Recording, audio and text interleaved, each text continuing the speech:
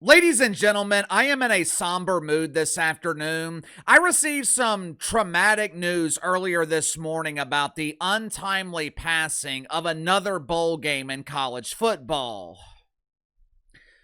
What is the world coming to? This is traumatizing. The dreams of a handful of mid to lower tier college football players, those dreams have been crushed. This bowl game was legendary. This game was responsible for countless classic memories. Like the time that one quarterback who failed to qualify to play in the Arena Football League was named the MVP of this prestigious event. Or what about the time the head coach of Wiener Tech became a household name by winning this monumental bowl in back-to-back years? Oh, the memories. Earlier this week, the Detroit Free Press had the displeasure of announcing the cancellation of the Detroit Bowl. If it's okay with you guys, I think it's only right that we set aside a moment of silence in remembrance of this all-time classic event.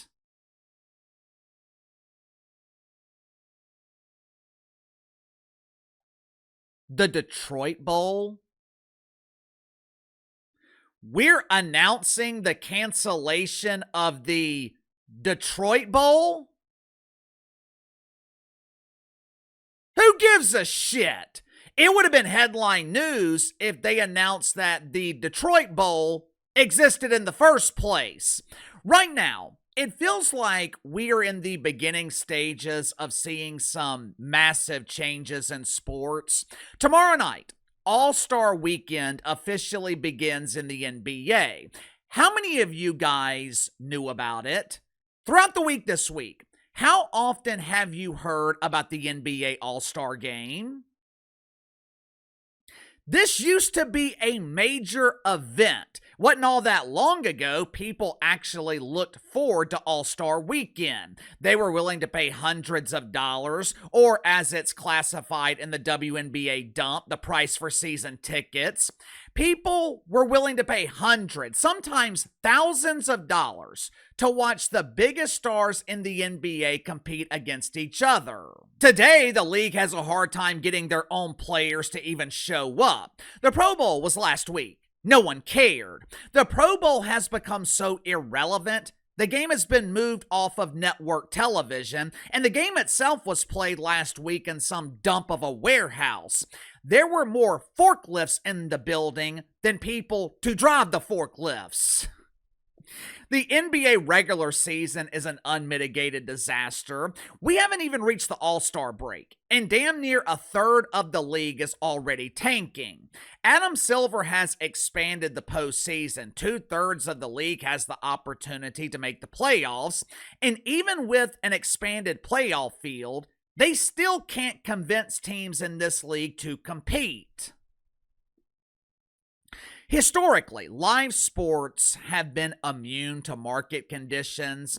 Things like cord cutting, changing technologies. The changing television landscape, it's negatively impacted most programs, but for the most part, live sports has been unaffected. Sports has always been viewed as premium programming, must-see TV, but it feels like we're in the beginning stages of reaching the point where that is no longer the case.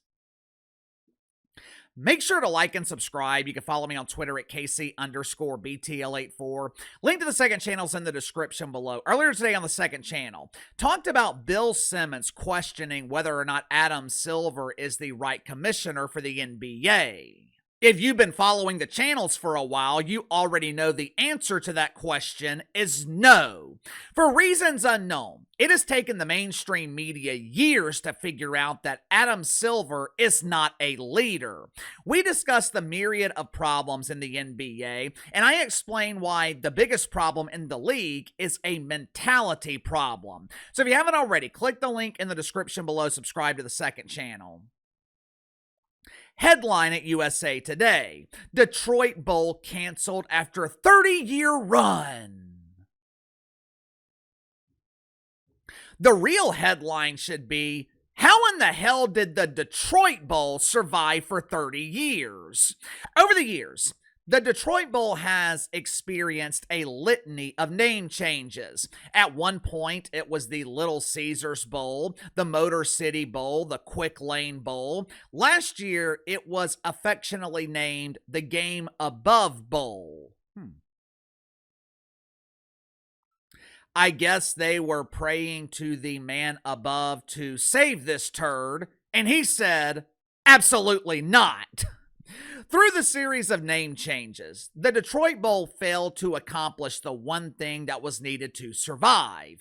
They failed to generate interest. Last year, the Detroit Bowl featured an exciting matchup between Northwestern and Central Michigan, two teams that finished the regular season 7-6. Ooh, exciting! Both teams are within driving distance to Ford Field in Detroit. The dozens of fans of Central Michigan are a couple of hours away. If fans of Northwestern exist, they're a short 4, maybe 5-hour drive to Detroit. Yet, for some reason, with a game of this magnitude within driving distance of both of these powerhouse programs, the Detroit Bowl only managed to draw 27,000 people in a stadium that seats 70,000. Is it any wonder? Is it any wonder why this turd was finally flushed?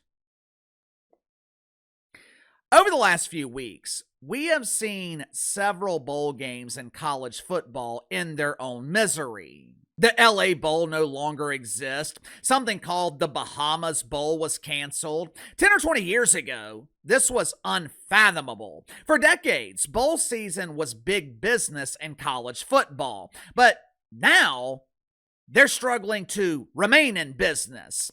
One of the main problems with bowl season, these games don't mean anything. And the reason they don't mean anything, besides the fact that the NCAA and the networks have watered it down with their insatiable greed, players and coaches, they view these meaningless bowl games as a consolation prize, and more are rejecting the prize. If players and coaches aren't interested, why in the hell would fans pay to see it? People are busier than ever. You would think with modern conveniences, we would be less busy, but we're not. Our time is valuable, and most people aren't willing to waste their time watching a game that has no meaning. Hell, just look at the Super Bowl. What was one of the biggest complaints last week besides bad booger? There were no storylines. There were no stars. The NFL wasn't offering anything to draw the interest of the casual fan. It's no longer the 90s and 2000s when people had limited options for entertainment. But KC Bowl ratings were up 13% this season. They averaged 3.1 million viewers. According to ESPN, bowl season was a huge success. Yeah, ESPN is the only thing keeping this turd afloat. But you're right. Ratings were up 13%. However, and as is often the case, bowl season was carried by teams that people actually care about. If you remove the top 10-15 bowl games, which consisted of teams people are willing to watch, and you compiled the ratings for the meaningless bowl games, they averaged 1.5 million viewers. Apparently, good ratings are not enough to keep meaningless bowl games alive. According to ESPN, the LA Bowl set viewership records with 3.8 million viewers. The Detroit Bowl, it drew over 2 million, and they still begged to be put out of their misery. Greed is the only thing keeping bowl season alive. Most of these games no longer have any meaning. Who in the hell wants to watch Missouri State and Arkansas State in the Xbox Bowl? What is the point of the 68 Ventures Bowl? The networks, more specifically ESPN, they have become so greedy, they have completely watered down what was once the best part of the college football season. And if they expand the playoffs again, these bowl games lose even more of their value. I hope this is just the beginning. There have been 4 bowls canceled in the last 5 or 6 years. The Senior Bowl, which used to actually mean something, has become absolutely worthless. Most of these bowl games are played in empty stadiums.